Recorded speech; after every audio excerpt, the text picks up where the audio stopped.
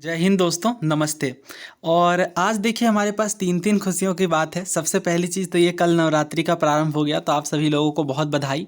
और दूसरी चीज़ ये कि हम लोगों ने 1000 सब्सक्राइबर भी क्रॉस कर लिए। देखिए सब्सक्राइबर काउंट बहुत ज़्यादा मैटर नहीं करता, बट ये चीज़ें बहुत हैप्पीनेस देती हैं कि हाँ, अच्छी चीज़ें जो हम लोग अपने ओर से एफर्ट डालते हैं वो चीज़ें अगर ज़्यादा लोगों तक पहुँचती है तो बहुत अच्छा लगता है। और तीसरी चीज़ तो ये देखिए, हम लोग एनसीईआरटी की सीरीज़ कर रहे हैं, इसके साथ प्रीवियस ईयर क्वेश्चन कर रहे हैं, और मैंने आपको कहा है कि मैं सारी चीज़ें कवर करूँगा। इवन इंग्लिश भी स्टार्ट करेंगे हम लोग सीडीएस के लिए, और ये सारी चीज़ें चलती जाएंगी साइड बाय साइड। ये चीज़ें कभी बंद नहीं होने वाली, इनफैक्ट और डे बाय डे इम्प्रूव करेंगे। और तीसरी चीज़, आज आपने बहुत सारी बधाइयाँ दी हैं मेरे जन्मदिन की, तो मैं बहुत ज़्यादा धन्यवाद हूँ। थैंक यू टू एवरीवन जिन्होंने भी मुझे विशेस दी हैं, बहुत अच्छा लगता है।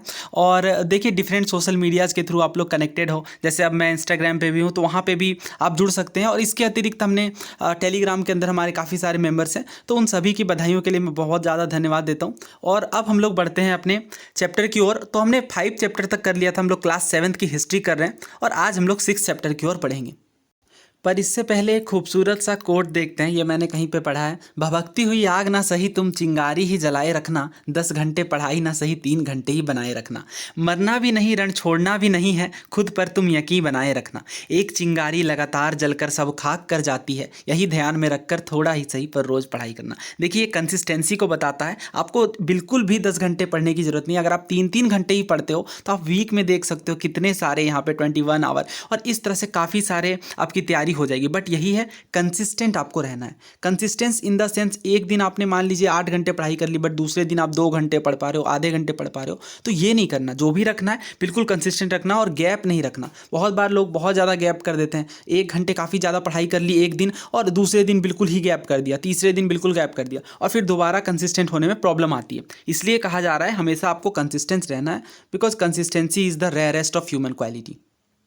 तो ये चैप्टर इंपॉर्टेंट है, हम लोग देखेंगे प्रीवियस ईयर क्वेश्चन के माध्यम से कि बहुत सारे सवाल भी आए हैं। ये चैप्टर 6 है, town traders and craft person. यानी इस चैप्टर के माध्यम से हम लोग समझेंगे कि मध्यकालीन भारत में, मिडिवल इंडिया में लोग किस तरह से व्यापार करते थे, टाउन कैसा था, बहुत ज़्यादा विकसित थे या किस तरह के थे, मार्केट की सिचुएशन क्या थी। और क्राफ्ट पर्सन का मतलब होता है कि जो हाथ से डिफरेंट तरह के हथकरघे निर्माण, हाथ से बनी हुई चीज़ें बनाते थे, उन लोगों के विषय में हम लोग समझेंगे। तो बहुत इंटरेस्टिंग चैप्टर होने वाला है। देखिए सबसे पहले यहाँ पे आपसे एक प्रश्न पूछा गया है कि अगर आप मिडिवल टाउन में विजिट करते हो तो आप क्या क्या एक्सपेक्ट करोगे कि कौन कौन सी चीज़ें आपको देखने को मिलेंगी। तो डिपेंड करता है कि किस तरह का टाउन में आप जाओगे। अगर एक टेम्पल टाउन है, या फिर एडमिनिस्ट्रेटिव सेंटर है, या किस तरह का कोई पोर्ट टाउन है, पोर्ट टाउन का मतलब बंदरगाह वाला शहर, इन चीज़ों पर डिपेंड करता है कि आपको कौन कौन सी चीज़ें देखने को मिलेंगी।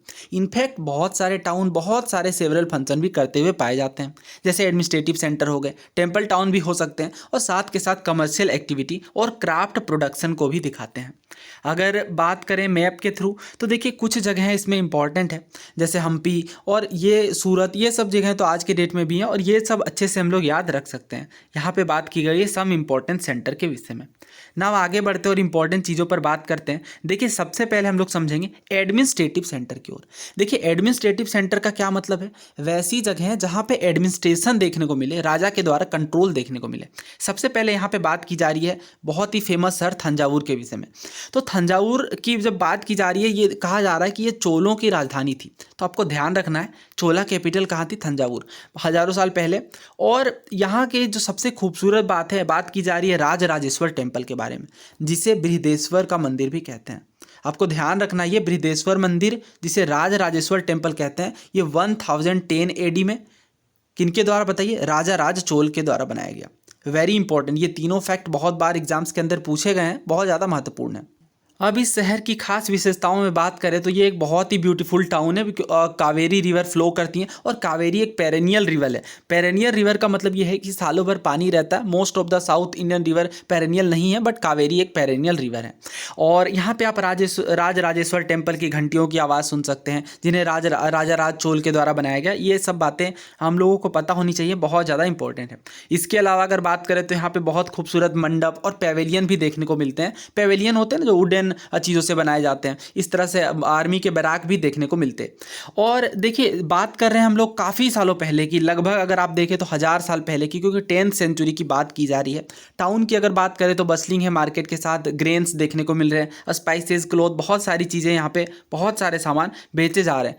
वाटर सप्लाई की बात करें तो वेल और टैंक दोनों की व्यवस्था देखने को मिलती है। सालिया वीवर्स भी तंजौर में देखने को मिलते हैं। और नियर बाय टाउन देखिए, उरैयूर के विषय में भी हमने बात की हुई है जब हमने पोर्ट्स पर बात की है। पोर्ट से बहुत सारे सवाल आते हैं, सीडीएस में भी बहुत बार पूछा गया, इनफैक्ट हर 1-2 सालों में पूछा जाता है। तो मैंने बहुत छोटी वीडियो बनाई है पोर्ट्स के ऊपर, आप बस हिस्ट्री प्लेलिस्ट चेक कर लीजिए, वहाँ पे आपको सारी वीडियोस मिल जाएंगी एक साथ। इसके बाद अगर हम लोग और बात करें तो कुछ दूर में हमें स्वामी मलाई देखने को मिलेगा, स्थापतीज और स्कल्पचर देखने को मिलते हैं जो कि एक्सक्विजिट ब्रोंज आइडल्स के लिए काफ़ी ज़्यादा फेमस हैं। और तंजावुर टेम्पल टाउन तो है ही, बहुत फेमस टेम्पल यहाँ पे हैं और वेरियस डाइटीज़ के साथ ये टेम्पल देखने को मिलता है और ये डेमोन्स्ट्रेट करते हैं डिवोशन को।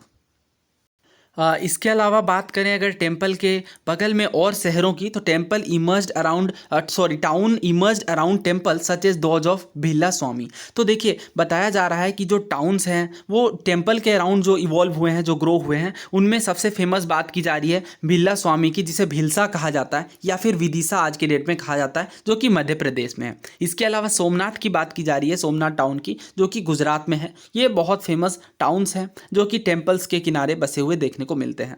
और कांचीपुरम और मदुरई तो ऑफ कोर्स बहुत फेमस टाउन्स हैं। देखिए ये सवाल सिविल सर्विसेज 2020 में पूछा गया है। एक साइड में आपको फेमस प्लेस दिए गए हैं और दूसरे साइड में प्रेजेंट स्टेट का नाम दिया गया है। पहला कहा जा रहा है भिलसा, तो भिलसा हमने देखा विदिशा का प्राचीन नाम है जो कि मध्य प्रदेश का एक बहुत प्रसिद्ध शहर है। तो फर्स्ट तो बिल्कुल सही मैच किया गया। दूसरा देखिए द्वार समुद्रम महाराष्ट्र कहा गया है, तो अगर आपको याद हो हमने इस पर ऑलरेडी बात की है, द्वार समुद्रम महाराष्ट्र में नहीं बल्कि कर्नाटक में है। हम लोग मैप से भी देख लेंगे इसे, और ये एक अपने आप में बहुत इंपॉर्टेंट शहर है मिडिवल इंडिया के कंटेक्स्ट में। क्या क्या इंपॉर्टेंट गतिविधियां हुई हैं द्वार समुद्रम से संबंधित वो भी हम लोग देखेंगे। और गिरिनगर तो आपको पता ही होगा, गिरनार का नाम है गुजरात में। तो अगर आपको बस ये पता है भिलसा, तो यहाँ पर आप 2 ऑप्शन एलिमिनेट कर सकते थे, बस आपके पास बचते ए और बी। और यहाँ पर अगर आप देखें तो गिरिनगर कोई भी आसानी से एलिमिनेट कर सकता है, यानी आंसर में इंक्लूड कर सकता है। तो 1 और 3 यहाँ पे हमारा आंसर होगा। और इससे देखिए सिर्फ एक बात पता होने से काफ़ी आसानी तक हम आंसर तक पहुंच सकते हैं इस तरह के कठिन सवालों में भी। और स्थानेश्वर हमने बात की है, हर्षवर्धन की राजधानी थी जो कि आज के डेट में हरियाणा में देखने को मिलती है, तो ना कि उत्तर प्रदेश में। तो ये तो गलत है। और द्वार समुद्रम कर्नाटक में। तो इस तरह से सवाल पूछे जाते हैं। अब देखिए ये सिविल सर्विसेज का पैटर्न है, बहुत बार ऐसे क्वेश्चन पूछे जाते हैं, शहरों के नाम, प्राचीन शहरों के नाम दे दिए गए, बहुत बार टर्म दे दिए जाते हैं और पूछे जाते हैं। तो ये 7th क्लास की एनसीईआरटी भी काफ़ी ज़्यादा हेल्पफुल है इस तरह के सवालों को करने में। इसलिए मैं आपको यहाँ पे सजेस्ट करूँगा, अगर आप सिविल सर्विसेज के लिए प्रिपेयर कर रहे हैं तो हमेशा मैं कहता हूँ 6 से 10 तक की एनसीईआरटी हिस्ट्री आप स्किप नहीं कर सकते किसी भी हालत में।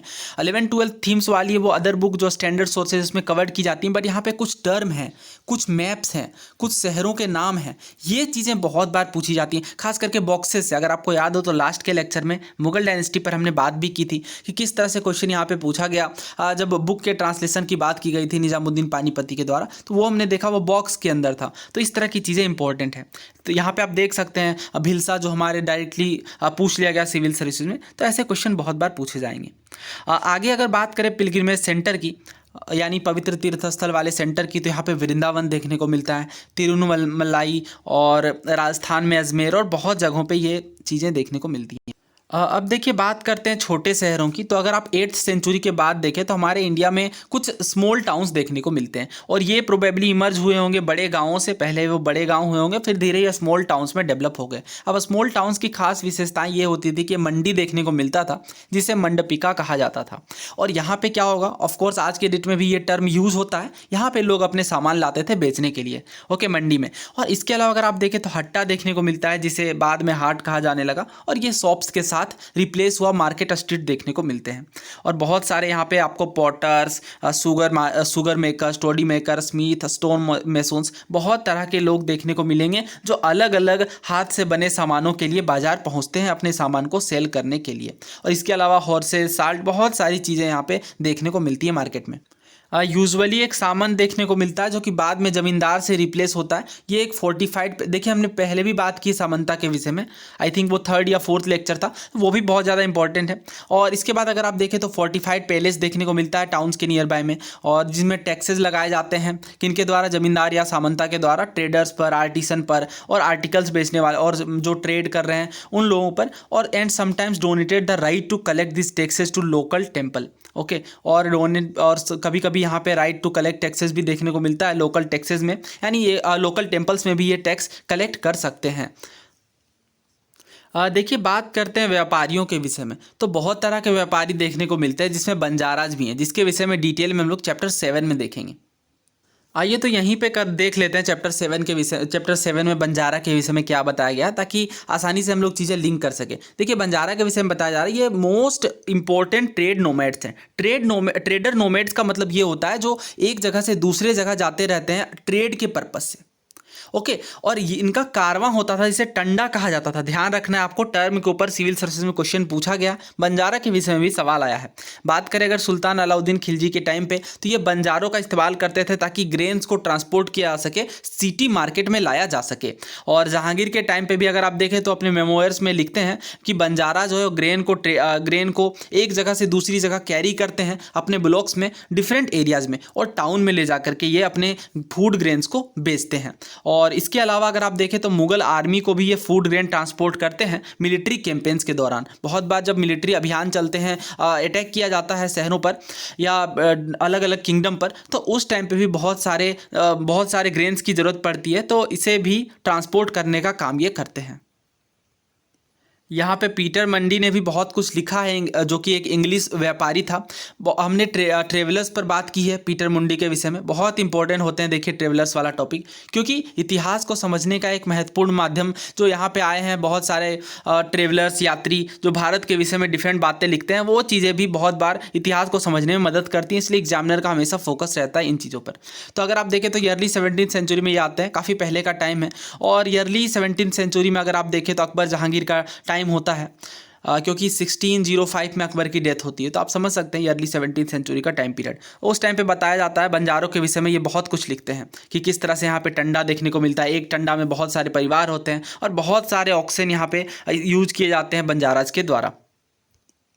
देखिए ये सवाल यूपीएससी सिविल सर्विसेज 2016 में पूछा गया है। आपसे पूछा जा रहा है कि बंजारा मिडिवल पीरियड में भारतीय इतिहास के संदर्भ में जनरली कौन है? एग्रीकल्चरिस्ट थे, वॉरियर थे, वीवर थे या ट्रेडर थे? यानी कृषक थे, किसान थे, वॉरियर यानी योद्धा थे, वीवर थे या फिर ट्रेडर्स थे यानी व्यापारी थे? तो बताइए इस सवाल को आपको करने में कितने सेकंड लगेंगे? हार्डली 2 से 3 सेकंड। तो जब चीज़ें हम लोग अच्छे से समझ लेते हैं बहुत, और देखिए 7th क्लास की एनसीईआरटी अभी हम लोग कर रहे हैं, और यहाँ पे सिविल सर्विस में डायरेक्ट क्वेश्चन आपको बहुत सारे देखने को मिल जाएंगे, तो इसलिए स्किप करना कहीं पे भी समझदारी नहीं है। और कॉस्ट बेनिफिट रेशियो काफ़ी अच्छा निकल करके आएगा जिस तरह से मैं चीज़ें कवर कर रहा हूँ, क्योंकि मैं उन चीज़ों को स्किप करता हूँ जो बहुत ही ज़्यादा मतलब ऐसी बातें हैं जो हमारे काम की नहीं है, और उन चीज़ों पर ज़्यादा फोकस हमारा होता है, क्योंकि प्रीवियस ईयर क्वेश्चन के माध्यम से करना सबसे ज़्यादा बेनिफिशियल होता है। तो हमने कहाँ तक बात की? ओके, बंजारा तक हमने देख लिया। अब आगे बात करते हैं बहुत सारे ट्रेडर्स जो कि घोड़े के व्यापारी थे जनरली, वो एसोसिएशन बनाते हैं, गिल्ड बनाते हैं with headman who negotiated on their behalf with warriors who bought horse's. यानी एसोसिएशन के बाद हेडमैन होता है इनका जो कि नेगोशिएट करता है उनके बिहाफ में with warriors who bought horse's, यानी जो वॉरियर्स, जो योद्धा घोड़े की व्यापारी करने आते हैं, घोड़े को खरीदने आते हैं, तो उस टाइम पे जो मोल भाव होता है, जो नेगोशिएशन होता है, ये हेडमैन के द्वारा किया जाता है।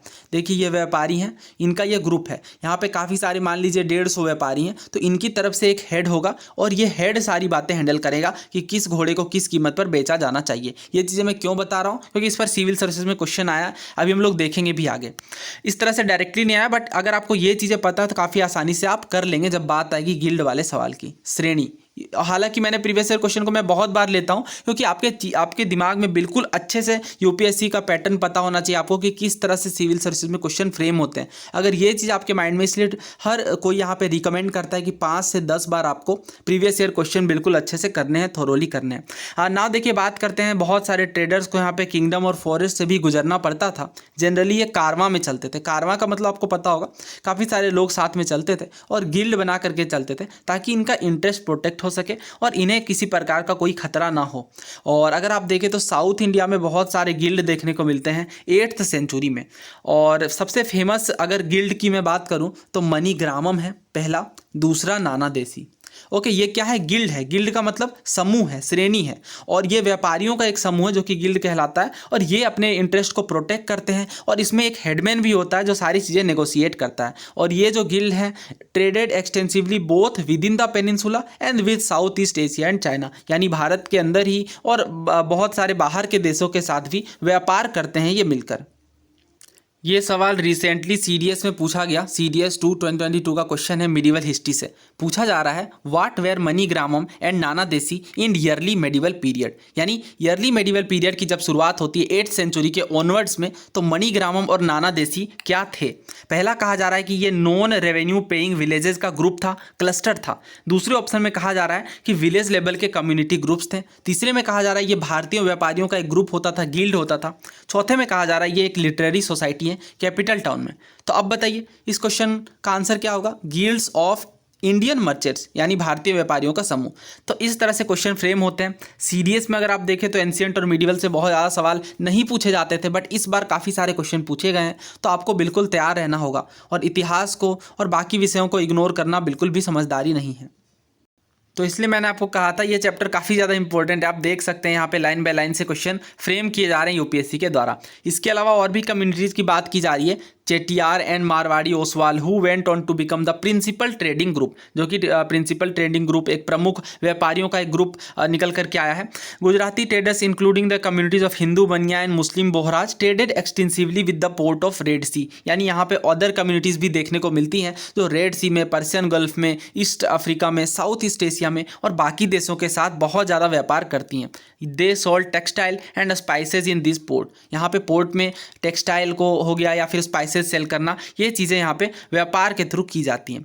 अब आगे बात करें अगर वेस्ट कोस्ट में टाउन्स की, who were home to Arab, Persian, Chinese, Jewish and Syrian Christian traders. यहाँ पे बहुत सारे वेस्ट कोस्ट में आपको देखने को मिलेंगे डिफरेंट तरह के ट्रेड ग्रुप, जहाँ पे इंडियन स्पाइसेज, क्लोथ, ये सारी चीज़ें भी सोल्ड की जाएंगी रेड सी के थ्रू, रेड सी के पोर्ट के थ्रू।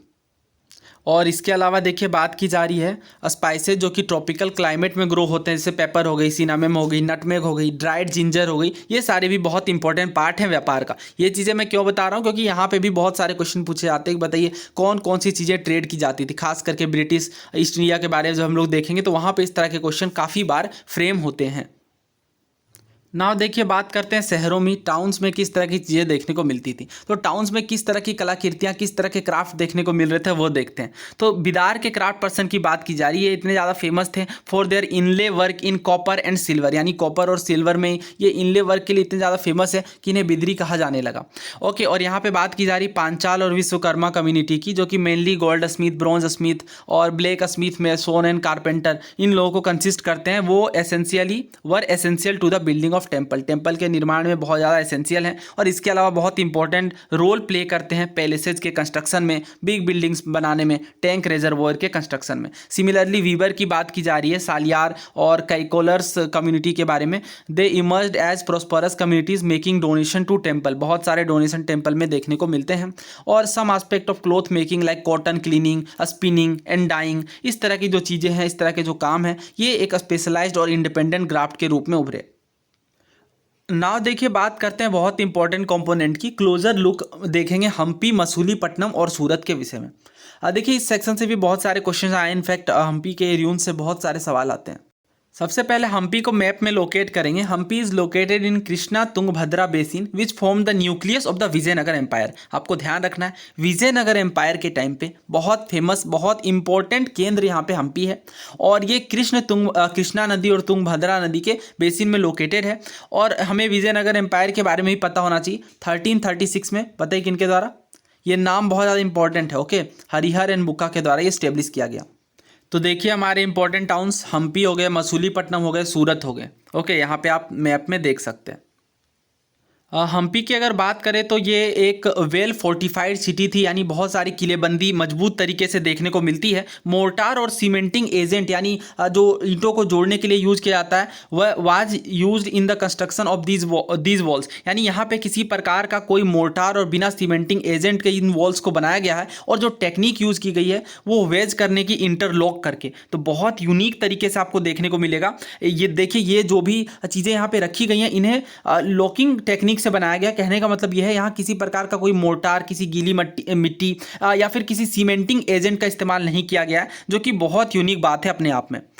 इसके बाद देखिए यहाँ पे क्या लिखते हैं डोमिंगो पेयस, जो कि एक पुर्तगाली यात्री हैं। 16th सेंचुरी में ये भारत आते हैं। डोमिंगो पेयस पर भी बहुत सारे सवाल बने हैं जो कि मैंने ट्रेवलर्स वाले वीडियो में कवर किया है। यहाँ पे देखिए किलेबंदी शहर के बारे में बात की जा रही है। हम्पी को यह किस तरह से एक्सप्लेन करते हैं, कहा जा रहा है कि गेट के एंट्रांस में where those pass who come from Goa, this king has made within it a very strong city fortified with walls and tower। यहाँ पे एक मजबूत किलेबंदी वाला शहर देखने को मिलता है। और यहाँ पे जो वॉल्स हैं बाकी शहरों की तरह नहीं है, बल्कि एक बहुत ही स्ट्रॉन्ग मेसनरी देखने को मिलती है, जो कि आपको अदर जगहों में, अदर पार्ट्स में कहीं भी देखने को नहीं मिलेंगी। और बहुत ही ब्यूटीफुल रोज ऑफ बिल्डिंग बनाई गई हैं फ्लैट रूफ्स के साथ। ये जो सवाल होते हैं ये ब्रेन स्टॉर्मिंग करने में काफ़ी मदद करते हैं। पूछा जा रहा है ये शहर फोर्टिफाइड क्यों होंगे, तो बहुत सरल आसान सा उत्तर है, आप समझ सकते हैं। फोर्टिफाई करने का रीज़न रहा हो कि किसी अटैक से बचा जा सके, क्योंकि ये काफ़ी इंपॉर्टेंट सेंटर था। इसके बाद अगर बात करें हम्पी के आर्किटेक्चर की, ये अपने आप में बहुत ज़्यादा यूनिक है, बहुत डिस्टिंक्टिव है। बिल्डिंग्स यहाँ पे रॉयल कॉम्प्लेक्स के देखने को मिलते हैं, स्प्लेंडिड आर्केस हैं, डोम्स हैं, पिलर्ड हिल होल्स देखने को मिलते हैं, और बहुत तरह की इमारतें यहाँ पे खूबसूरती ढंग से बनाई गई हैं। और इसके बाद अगर आप देखें तो वेल प्लान ऑर्चार्ड की बात की जा रही है, प्लेजर गार्डन है, और लगभग सब कुछ है जो उस टाइम पे सबसे बेस्ट शहर में होता। Hampi bustled with commercial and cultural activities में काफ़ी उभर करके आता है। और मूर्स, चेटीज़ और बाकी लोगों की बात की जा रही है, ये throngs the market of Hampi. Temple की बात की जाए तो कल्चरल एक्टिविटी का सेंटर होता था। देवदासी देखने को मिलते हैं जो कि टेम्पल डांसर होती थी। इसके अलावा परफॉर्म की जाती थी deity, royalty and message in many pillared hall in the Virupaksha temple. ध्यान रखना आपको, विरूपाक्ष मंदिर के विषय में बात की जा रही, जो कि अगेन हम्पी में। और ये विरूपाक्ष ए फॉर्म ऑफ शिवा, ये आपको ध्यान रखना है, ये विष्णु मंदिर नहीं है, ये शिव मंदिर है। बहुत बार ऐसे प्रश्न भी बनते हैं। इसके बाद देखिए महानवमी फेस्टिवल की बात की जा रही है।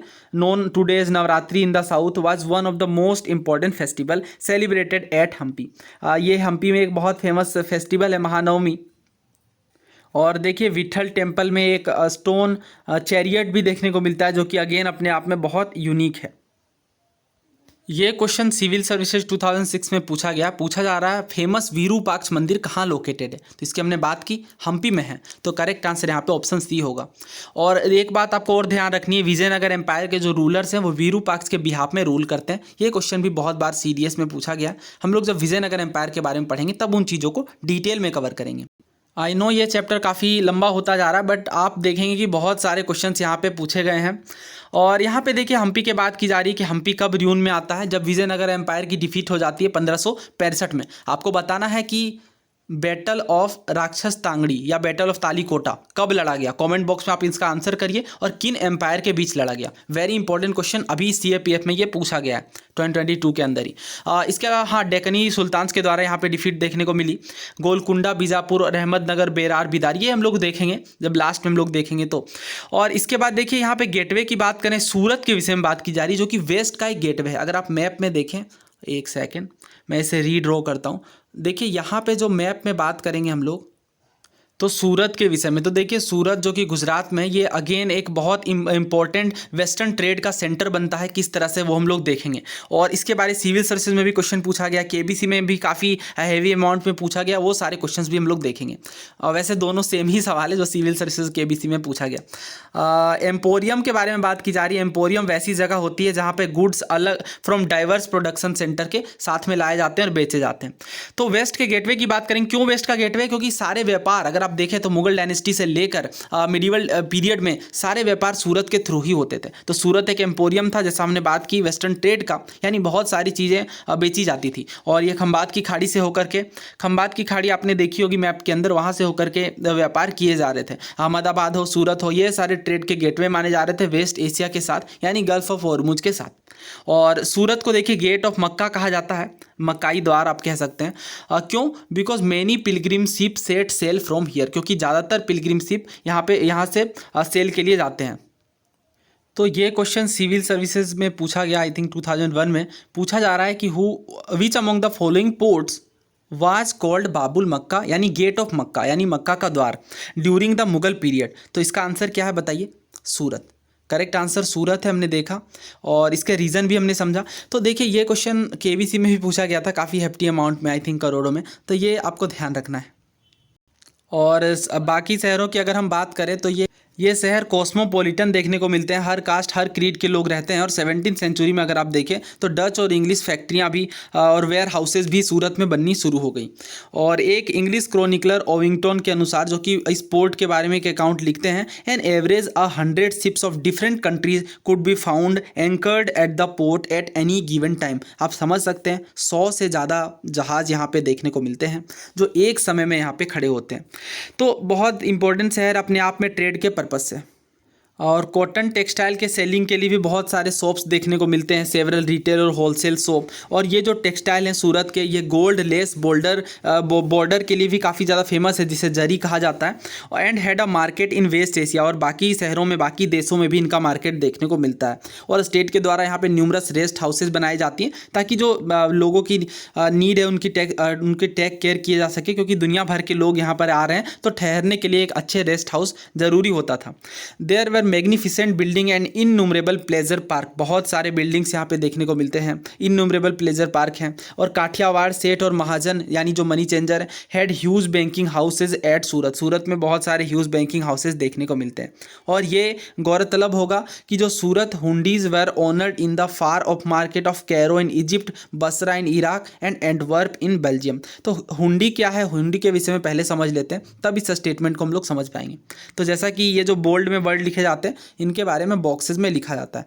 हुंडी is a note recording a deposit made by a person, किसी पर्सन के द्वारा अगर किसी पैसे को जमा किया गया तो ये इसका एक नोट होता था, यानी लिखित दस्तावेज होता था, जो कि हुंडी कहलाता था। The amount deposited can be claimed in another place by presenting the record of the deposit. इस पर्टिकुलर डिपॉजिट को, इस पर्टिकुलर कागजात को दिखा करके बाकी जगहों में भी आप इसे क्लेम कर सकते हैं। यानी अगर आपको उस पैसे से कोई सामान खरीदनी है तो इस हुंडी का प्रयोग करके, जो कि क्या है, एक तरह का रिकॉर्डिंग डिपॉजिट है, इसके माध्यम से आप व्यापार आसानी से कर सकते हैं। ये डिफ़िकल्ट सवाल सिविल सर्विसेज 2020 में पूछा गया। आपसे पूछा जा रहा है which of the following phrases defines the nature of the hundi generally referred to in the sources of the post Harsha period. Post Harsha period पहली बात तो कब है, तो 7th 8th सेंचुरी के बाद, यानी पोस्ट 8th सेंचुरी आप कह सकते हैं। यहाँ पे पूछा जा रहा है हुंडी के विषय में। तो हुंडी क्या डिफाइन करता है? पहले ऑप्शन में कहा जा रहा है कि एक एडवाइजरी इशू है, जो कि राजा के द्वारा अपने सब ऑर्डिनेट को इशू किया जाता है कि आपको कौन कौन सी चीज़ें यहाँ पे करनी है। दूसरा कहा जा रहा है कि डेली के अकाउंट के लिए, पर डे के खर्चों के लिए एक डायरी मेंटेन की जाती है, जो कि हुंडी कहलाती है। तीसरे में कहा जा रहा है कि ये बिल ऑफ एक्सचेंज है, यानी एक्सचेंज करने के लिए, सामानों को व्यापार करने के लिए एक तरह का बिल होता था। और चौथे ऑप्शन में कहा जा रहा है ये एक ऑर्डर है from the feudal lord to his subordinate. तो हमें पता है इसका आंसर क्या होगा, बताइए। ये व्यापार करने का एक माध्यम था, एक बिल ऑफ एक्सचेंज था। जो हुंडी है ये एक पेपर डिपॉजिट, ये एक डिपॉजिट होता था, और इस डिपॉजिट का इस्तेमाल किया जाता था बाकी जगहों में व्यापार करने के लिए। तो आप देख रहे हैं किस तरह से सिविल सर्विसेज में क्वेश्चन 7th क्लास की एनसीईआरटी से सिर्फ एक चैप्टर से इतने सारे क्वेश्चन पूछे जा रहे हैं। तो बहुत ज़्यादा इंपॉर्टेंट है कुछ चैप्टर यहाँ पे। तो यहाँ पे ताज्जुब वाली बात यही लगती है कि जो हुंडी है उसे इजिप्ट के कैरो में, बसरा में, अलग अलग देशों में देखने को मिलती है हुंडी। तो इससे साबित होता है कि बाकी लोगों के साथ व्यापार काफ़ी ज़ोरों शोरों से यहाँ पर चल रहा था।